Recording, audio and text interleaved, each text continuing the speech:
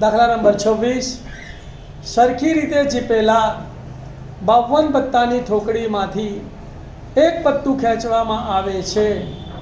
ખેંચેલું પત્તું રાણી હોય તેની સંભાવના શોધો। ધ્યાન આપજો, 52 પત્તાની કેટ છે એટલે પ્રયોગના શક્ય કુલ પરિણામોની સંખ્યા કેટલી આવશે? 52 પત્તા। શોધવાનું શું છે?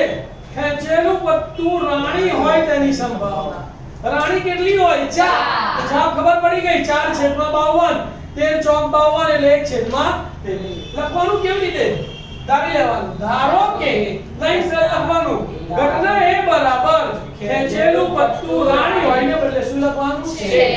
તો માટે ઘટના એ ઉદ્ભવવાના પરિણામોની સંખ્યા કેટલા પત્તા આવશે? 4।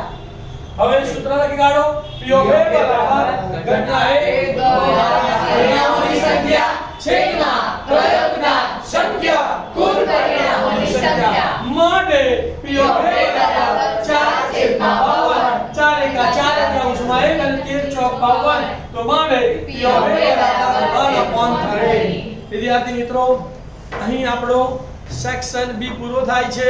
બરાબર, મારી ચેનલને તમારે સબસ્ક્રાઇબ કરવાની છે, લાઈક કરવાની છે અને આવા અસંખ્ય વિડિયો મેળવવા માટે બેલનું બટન તમારે દબાવવાનું છે અને તમારા જેવા હજારો મિત્રોને મદદ કરવા માટે આ વિડિયો તમારે શેર કરવાનો છે।